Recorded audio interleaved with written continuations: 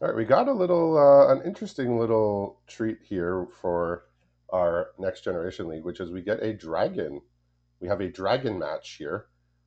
We have Chris R. Sinkwater, who has 15 minutes as of right now to build Kevin Eyes, or build a deck from Kevin Eyes' pool. So, what do we see here, Joseph? I know you have the full pool pulled up here. We're looking at. The first thing that caught my eye is a very fancy looking Achroma's Memorial. Um, Is that card good? I mean, flying first strike, vigilance, trample, haste, and pro black and red. So Yeah, 7 mana though, and I you don't need to have know. creatures, but it could be okay. Yeah, I would say. I mean, as far as like just sheer size of different colors, tons of blue, not very much black. Yeah, we see Pretty that equal too. amounts of red, green, and white. As far as sorting my rares, so Yeah, Chroma's Memorial is the only mythic. I saw my Zoni. That one is particularly powerful. Yeah, Azoni, Caradora, That's okay. Afterburner Expert, Afterburner Expert. Wax and Probably not going to do Shape. too much to do with it, but Yeah, that's the only. Those are the only like really noteworthy ones. So not a super rare heavy pool, not a ton of power. Um, to be found there, yeah. So interesting. but He does have these like it's sorted by I guess like game in hand win rate rather than anything yeah, else. I've been wondering about that as I use sealed deck tech where like I'm assuming that these are game in hand win rates pulled from the context of the set that they're in. Exactly, which I think is might be a little misleading, right? Right. Like I think especially for limited the past year or so, that's probably generally a pretty good estimate of like is this a generally good card or generally bad card? But I mean, especially for a set like Aether Drift, where you had cards like Aether Siphon, which were really good, context does matter. Yeah, I mean, looking here, I don't see too many cards that I would say are like egregiously ranked here. Yeah. Most of the cards I think Yeah. are probably about where they should be, but there are going to be ones that aren't. hmm Um, But yeah, I mean, I see a decent amount of artifact stuff just kind of at a first glance in blue and white, so that could be. I mean, I guess I'm, this I'm is a good thinking to way to myself. see the quote unquote like best cards in each color. It's a good way to see that. Like just kind of taking a glance over and just getting like, okay, where is the power being concentrated? Where should I start looking more deeply and thinking about what can I do? First You glance, think- green looks pretty good. Black is it's shallow and there's not a lot of it. So black is Yeah, like so I a don't think slight. black's going to happen unless maybe a black splash for that Izone I could I potentially mean, see. yeah, the white also pretty shallow. I think There's a lassoed by the law in there and a claws out, so it a ride's drops end. it drops off like after the first like 4 or 5 cards. Where green is like has like good cards through the first like 8 or 9 here on the list. Yeah, green looks definitely green. Definitely green. Yeah, green is pretty stacked top Yeah, to I saw bottom. two Not a run lot of overs misses there, there. so that's nice for Two run the overs. yeah. Um, There's just so much Afterburner blue. There expert. just has to be good cards in there somewhere. I mean, if Glimmer Burst is your quote unquote best blue card, and there's 31 blue cards, I would be slightly concerned. And that's not an attack on Glimmer Burst. That's just Oh no, it's just you would hope that there would be something decent. yeah, I like mean, I will say there's not a lot jumping out to me. I'm seeing a flood the engine, three scrounging sky rays, that's which is kind of interesting. neat. Yeah, like the Afterburner Expert had like the highest win rate among the green cards, but that's in the context of a set where you could draft the deck with like 7 other cards that have exhaust. You also take a look over to our gold cards. I'm seeing a Sky Serpent Seeker and a Ranger's Aether Hive. It looks like oh goodness. Kevin, that was his name, right? What is he? He's looking for otters. I guess because it was a pearl of wisdom. Fair enough. Just like yeah, okay, Um, just checking. yeah. Yeah, Kevin looks like he's opened up a good amount of Aether Drift. Because I'm seeing like a Sky Serpent Seeker, a Ranger's Aether Hive, a couple Dune Drifters, so Yeah, ooh, yeah. there's a Dreadwing Scavenger there. I could see like just like a green blue, maybe like a splash of black for like the Dreadwing and the Azoni. Oh yeah, Dreadwing Um, Scavenger. Yeah, that card was real good. oh, I love that card. I think I had Foundations. I like think way. Foundations is a strong set. I think people are just overlooking it because it isn't exciting. But Oh, I I think love Foundations is quite Foundations. strong, and I think in this like chaos setting, its mechanics are very like they just work on their own. Right. That was one of my thoughts as I started picking up Foundations packs, partially because I was in black, and black has a lot of really good removal in Foundations. You've got Because Stab, you've got Bake into a Pie, you've got Eaten Alive. So, yeah, because like in a chaos like, if you're setting, ever I'm short I'm not removal, looking to open an Afterburner Expert. Like I mean, you still play the card. It's the thing that can grow, mhm. and he does have a couple of things with exhaust, but I mean, it's just not going to perform the way it I is think it's just in fair to its say it's like combos. which set has removal in my colors. Like, Yeah, that works too. Yeah, keep it simple. Think about the commons and uncommons.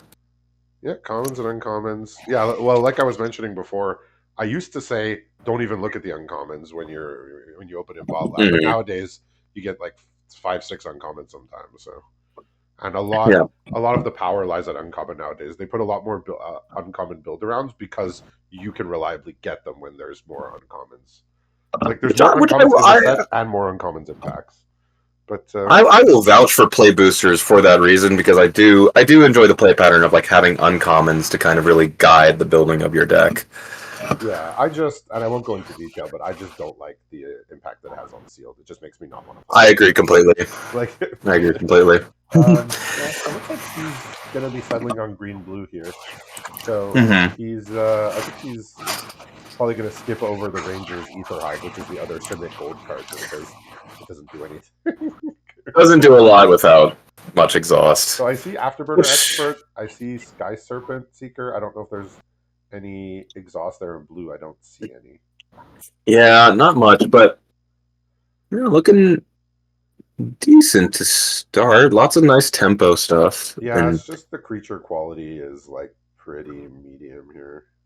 pretty low across the board. So I will be curious to see what Kevin will be running. From my understanding, most Dragon matches do generally end up on the same archetypes. I know mine did, but I haven't seen really any. So, but yeah, it's interesting. I mean, even after like my pool was boosted up as much as it could be before my Dragon match, and we both landed on white black. So it's interesting to see how most people, or at least the Dragons, seem to kind of zero in on similar things that the players themselves do. I mean, if I'm looking at green blue here, I'm definitely putting in the witness protection. Definitely putting in the I think it's the shape thief, the clone with cycling.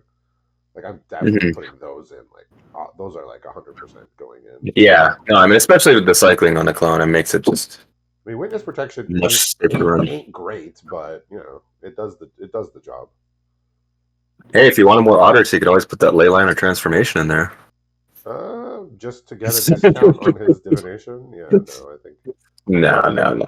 homunculus horde. That was a I card jest. that stole my heart a little bit, even though it was Which one? Oh, the Monkey Sword? homunculus Oh, horde. yeah. Yeah, that was just so much Didn't get to fun. play with it much. Play it on turn 5 and just play fleeting distraction, and then just go crazy from there. The Draw 2 sub theme, I think, came together pretty well in Foundations. Yeah, it's just the homunculus horde was asking a lot, right? It's a 4 mana 2/2, has no impact on the board. On turn 4, you can't really use it unless you have like a Mm-hmm. Dreadwing Scavenger Not a or good something tempo. in play. That was the combo to have the Dreadwing Scavenger already in play and then attack with Mm-hmm. it. But Dreadwing Scavenger, my beloved. yeah, that's a great one.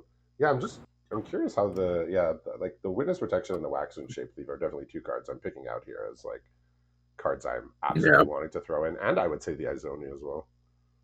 I think the biggest trouble is the only fixing he would have into black, at least in terms of lands, would be that murky sewer. Um, Yeah, there's a Spine Seeker so Centipede also.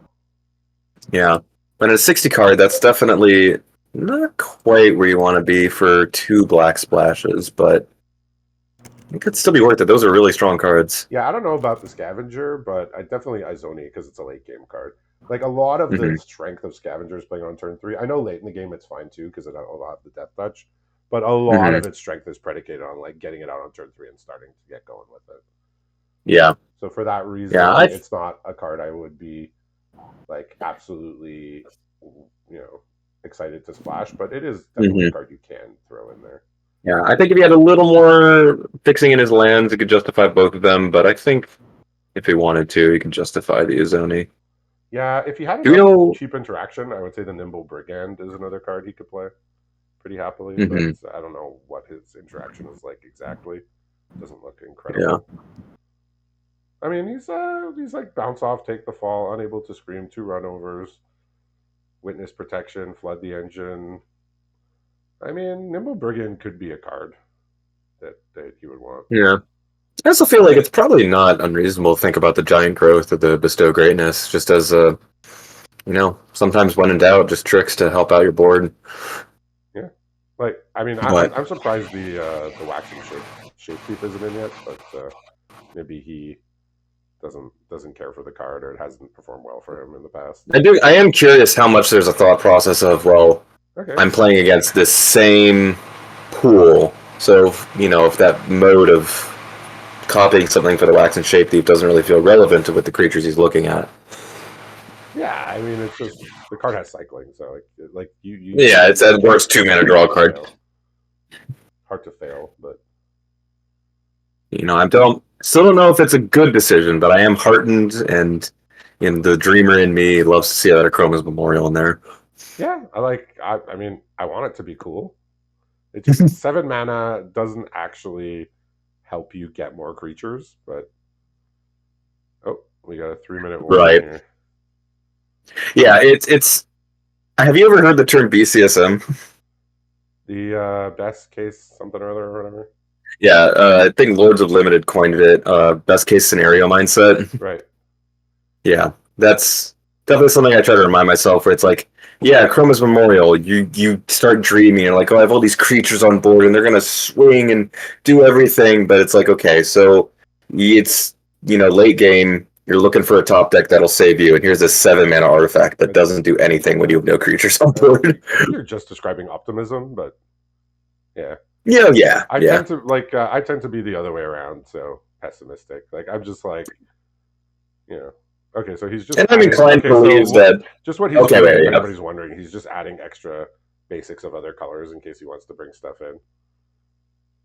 That's why he's like Oh, added that is how you forests do and that. plains and whatnot. Yeah, I like the framing of best case scenario because like it's just kind of a reminder of, hey, you know, this card needs to work not when it's good, but when it's not good, when it's not ideal for the situation. And I do tend to believe that, while it can be less fun and less imaginative at times, being more shrewd and more, I guess you could say, pessimistic, I do think makes you a better limited player overall, in my personal belief. Yeah, I just assume every card is gonna perform at its absolute floor all the time, Hmm. which means like I basically never put cards like Active Treason in my deck. Never put like fling effects in my deck because like at their floor, those cards just you can't even put them on the stack. Yeah. So it's like I just end up never playing any of those cards, and they're not bad. They're just extremely situational cards, right? Hmm. Yeah, and I do think that there's a level of play where you can start to justify that, but I think for most people, being pessimistic and shrewd will take you up the ranks pretty quickly. Yeah. So I will say that I believe that it has helped me more than it's hurt me, but it is a hole in my game. Absolutely. All right. Hmm. So You do have to learn to dream. we're going All to be right. back in a couple moments with our match. So thanks for watching the deck build. We'll see this Simic build up against whatever Kevin's running.